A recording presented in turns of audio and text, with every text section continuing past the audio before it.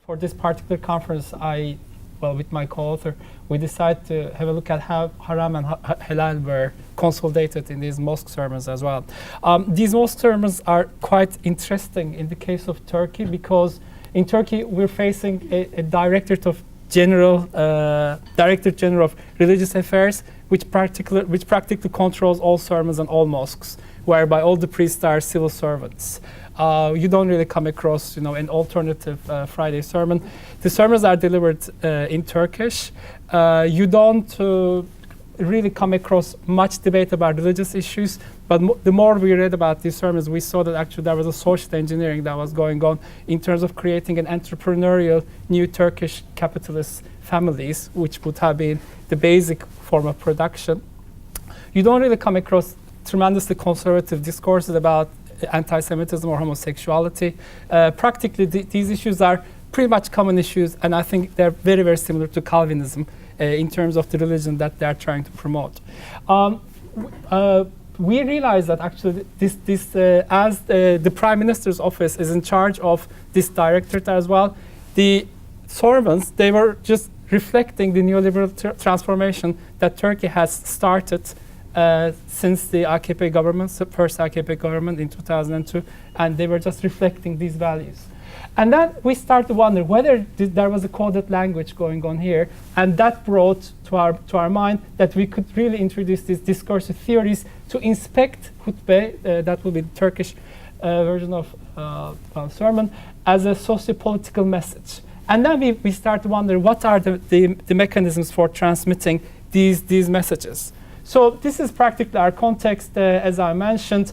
And therefore, in Turkish sermons, we see not only the religious makeup of halal and haram as concept, but also how the state power orders the qualifications of these terms during the sermons, as once again, the sermons are under state control. Why should we study hutbah to study halal and haram? Especially in the case of Turkey, we're facing an institutionalized means of communication through a coded language with regular intervals, and that will be every Friday, obviously. And hereby we also come across a very well-appropriated political religious message that's introduced by the Director of General Affairs to be read all across the country, and where they can really control things. For example, you may remember there was huge corruption charges against the government at the end of 2013, and hutbah immediately turned to support the government in order to raise the specter that, the corruption can be allowed as long as there is delivery. Or else, if there are any issues about social media, the hutbah immediately takes the side of the government and says that don't trust everything that's going on around social delivery. We need to always accept the agency of the elders and all that.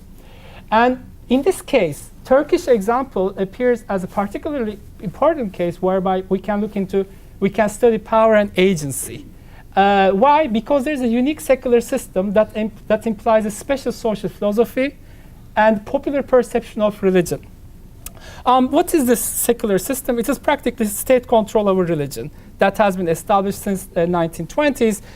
In the beginning, the whole idea was, as long as religion can be controlled, republicanism can prosper, but the institutionalized formulation of this control practically remained very much under the Prime Minister's office, and hence, when the Republicans or secular Republicans lost power and AKP won in the elections and consolidated its regime, thereby now AKP can use the exact institutional mechanism in order to generate its own authority. And hence, this is a very institutionalized control over religion in the form of the Directorate of Religious Affairs. The composition of mosque sermons, I think I don't really need to go through here, but the operationalization that we're concerned here is practically, it's a means of micromanaging the society in the Turkish context. So this is practically our methodology. So we're trying to decipher the formation and the effect of this coded language of hutbah discourse in order to examine three channels. The first one is official hutbah that is delivered every Friday. The second one is the context whereby hutbah is transmitted to those in congregation, and it is always men. Because women, they don't really have any prayer spaces in these mosques. And in fact, the hutbah language is dedicated only for men. So khutbah is not directed to women in any sense of the term. So that's why I'm going to use him or he throughout the presentation. So that is, the context of delivery, and then how the attendants actually conceptualize the decoded language here. In order for that, we believe that there are two mechanisms at play, and I'm going to give some examples how they work. The first one is obviously the delivery, the discourse that the imams generate within sermons on thematic issues. And for this particular research, it was masculinity, femininity, roles, consciousness, awareness of roles, family, children, and those type of issues. And the perception, the comprehension of such discourse by the attendants at the prayers. I'm going to tell you about our data collection here so that you can understand actually how these mechanisms were supported. We carried out a 20-week-long analysis of khutbah available to the public through the websites, because all these khutbahs are put on websites in 10 Turkish counties. And then we also recorded the khutbah that was delivered, because we were wondering whether the state authorities so consolidated that the imam would not really veer away from the khutbah. What was so interesting, actually, across these 10 Turkish counties, the khutbah did not change. So that showed that, first of all, Diyanet was pretty much in charge. And when we recorded and then compared what was delivered and what was sent to these mosques, we also realized that there was not much of a difference. That meant that the priests, in fact, they were pretty much following what Diyanet was sending them. And later, right after the mosque sermons, we carried out interviews with those who attended, just to understand actually to what extent they could understand. Just a couple of 5 or 6 questions to see which aspects of the sermon was the most important, whether the delivery actually, in a way, promoted interest among them, whether they felt this appeals to their understanding of Islam, etc. And then they mentioned that the most important issue is family. The most important issue in khutbahs, according to 66 of them, were family issues. And then we followed up interviews with selected people, just to see how these selected people actually situated themselves in between the religious message at the mosques and the secular world that they're facing with. And as I'm going to describe the I positions and the dialogical analysis that we carried out, you will understand actually how these people, they contextualize themselves between two different worlds almost. So hereby, the first puzzle that we wanted to face was, we follow Searle's work here. He wrote, all the philosophers of politics and society take language for granted, but they do not tell us what language is, okay? Yet we inspect in this research, language is a tool that first provides associations to general judgment, and second, allows the parties to reach agreement about the adequacy of these associations to the particular things to which they would apply. And this will be regime theory. The second one is actually, while Searle writes, while one cannot order someone to do something, while one can order someone to do something, one cannot give someone an order to have a prior intention. However, here, we can see that there are some certain mechanisms germane to the perception of a coded language, and they may trigger prior intention to ensuing behavior patterns along the coded language, along the discourse that these people are exposed to.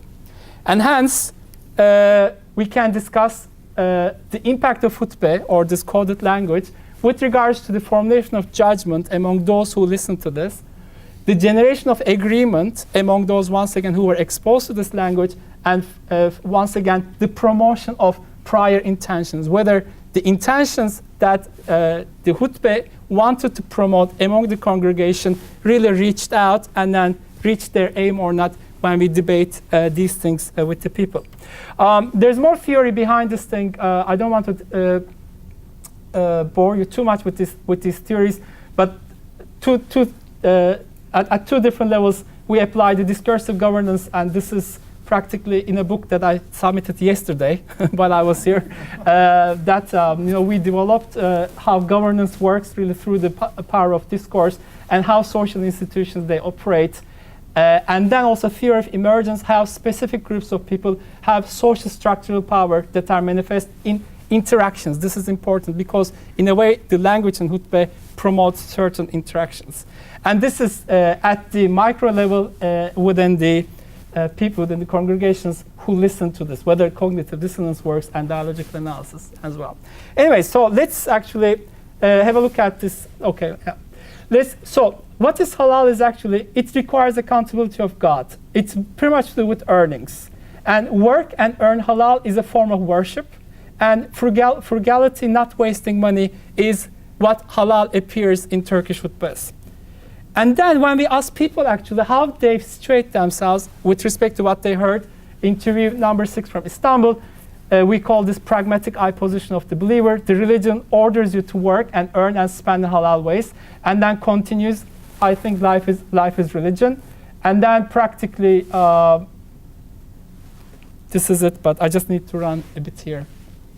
And this is the second one. Once again, we call this a pragmatic I position of the believer. This is practically how the believer situates himself between what he hears at the mosque and then how he has to behave. My personal thought is that you should give your blessing to each other. This is practically about inheritance to daughters and how the believer contextualizes himself. And haram actually is anything that makes you lose your senses. It can be desiring others' properties, purities, blood. It's once again associated with earnings. It's very important. It's not being aware or conscious of one's responsibilities. This is also haram. Not being conscious of what is entrusted to you, because as these hutbahs are delivered to men, everything is entrusted to them, and it requires punishment. Hereby, these are the dialogues on haram with interviewers. Well, this is quite interesting. As you know, he's trying to establish consensus and knowledge. Alcohol is haram. How it is declared haram is different, and they talk about it. If you do shopping at places where alcohol is sold, you share the sin as well. All right.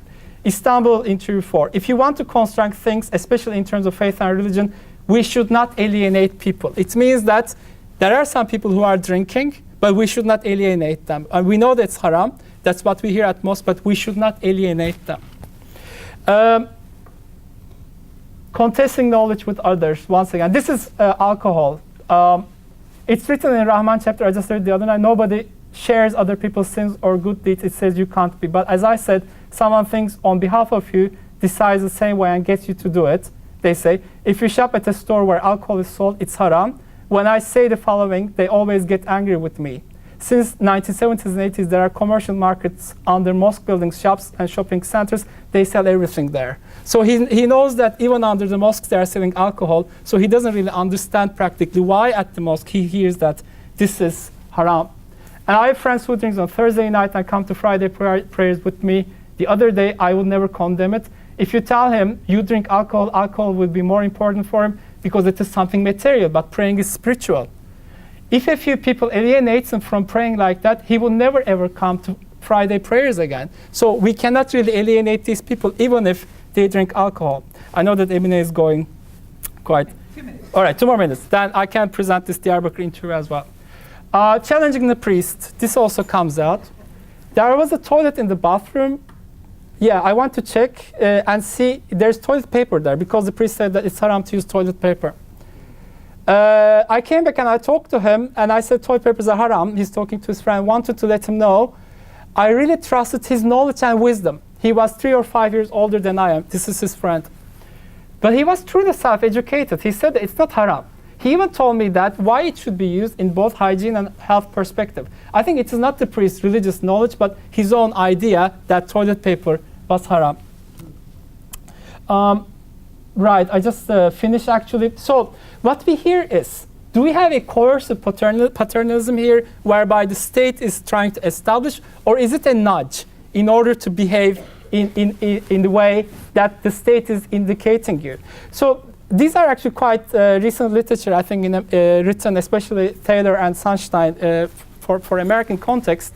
So autonomy is not all that valuable, we can believe, in terms of coercive paternalism, not valuable enough to offset what we lose by leaving individuals to their own autonomous choices.